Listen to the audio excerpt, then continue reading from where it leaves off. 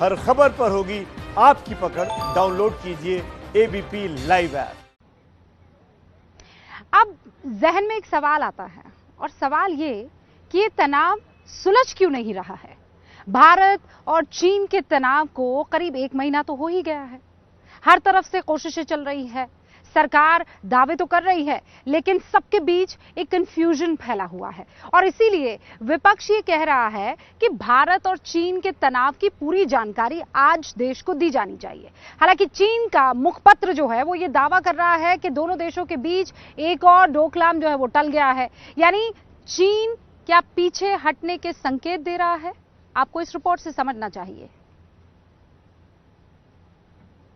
पूरा दुनिया ये मानने लगा कि अमेरिका और इजराइल के बाद अगर कोई देश अपनी सीमाओं की रक्षा करने के लिए सक्षम है तो उसमें तीसरा नाम हमारे महान भारत का जोड़ने का काम किया। गृहमंत्री अमित शाह ने इस बयान में चीन का नाम तो नहीं लिया, लेकिन ये बयान भारत और चीन के बीच तनाव के माहौल में आया, इसलिए ये साफ था कि इशारा चीन को है। लेकिन उनके इसी बयान पर तुरंत राजनीति भी शुरू हो गई। राहुल गांधी ने आज ट्वीट किया, सबको मालूम है सीमा की हकीकत, लेकिन दिल को खुश रखने के लिए शायद ये ख्याल अच्छा है। शेरो शायरी की इसी भाषा में राजनाथ सिंह ने राहुल गांधी को जवाब दिया। मैंने भाइयों, मैं तो एक गालिब का शेर वगैरह कुछ पढ़कर उन्होंने कुछ कहा है। मैं यहां पर मैं कहना चाहूंगा, मैं उसका जवाब देना चाहूंगा। राहुल जी, हाथ में दर्द हो तो दवा कीजिए। यदि हाथ ही जब दर्द हो तो क्या कीजिए? हाथ में दर्द हो तो दवा कीजिए, यदि हाथ ही जब दर्द हो तो क्या कीजिए? अमित शाह का आज फिर एक और बयान आया। हालांकि ये बयान पाकिस्तान में हुई सर्जिकल स्ट्राइक और एयर स्ट्राइक के संबंध में था, लेकिन गृहमंत्री ने आज फिर दावा किया कि भारतीय सीमाओं के अतिक्रमण पर दंड दिया जाता है। विश्व भर के अंदर एक बात का एहसास करा दिया कि भारत की सीमाओं का अतिक्रमण बच्चों का खेल नहीं है, यहां पर दंड दिया जाता है। विपक्ष की आपत्ति यह है कि भारत चीन सीमा पर क्या हो रहा है, इसकी उन्हें कोई जानकारी नहीं दी जा रही।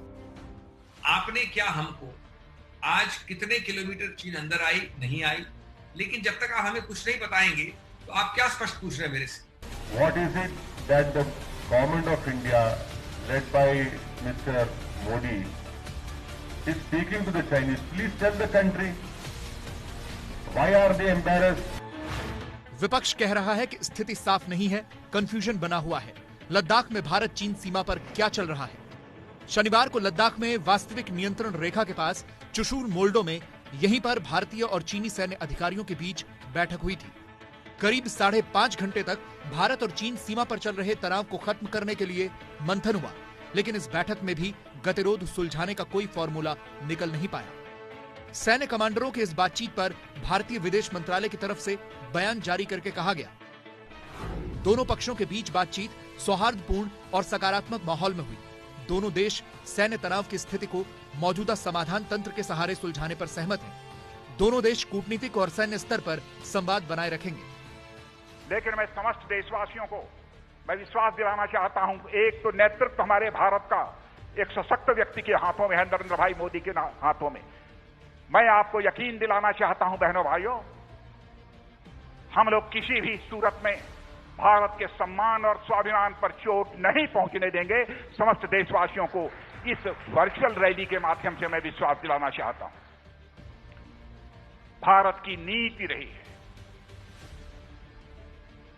हम किसी के सम्मान और स्वाभिमान पर न चोट पहुंचाने की कभी कोशिश करते हैं और न हम अपने मान सम्मान और स्वाभिमान पर चोट बर्दाश्त कर सकते हैं। यह हमारे भारत का चरित्र है।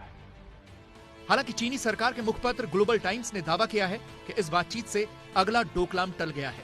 ग्लोबल टाइम्स ने चीनी एक्सपर्ट्स के हवाले से दावा किया कि भारत और चीन के बीच बॉर्डर पर चल रहा मौजूदा तनाव एक और डोकलाम की तरह नहीं बढ़ेगा। शनिवार को दोनों तरफ के मिलिट्री कमांडर्स की मीटिंग में स्थिति के शांतिपूर्ण हल करने पर सहमति बनी है, लेकिन स्थिति की पेचीदगी को देखते हुए सैन्य तनाव अभी थोड़ा और बना रह सकता है। ग्लोबल टाइम्स में एक एक्सपर्ट के हवाले से कहा गया है, कि मौजूदा तनाव जल्द खत्म होने के आसार नहीं लगते, क्योंकि मुद्दों को सुलझाना होगा। लेकिन चीन की सीमा में भारत के निर्माण कार्य तुरंत रोकने होंगे, नहीं तो चीन इस स्थिति को स्वीकार नहीं करेगा।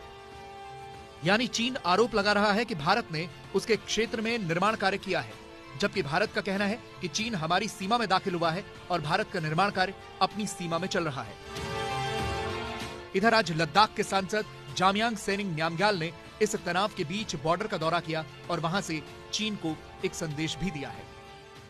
किसी भी नेबरिंग कंट्री के साथ, किसी भी पड़ोस देश के साथ हम कन्फ्रंटेशन कभी नहीं चाहते हैं। अगर फिर भी बात नहीं बनी तो हम देश के साथ खड़े हैं और देश का मस्तक हम कभी झुकने नहीं देंगे।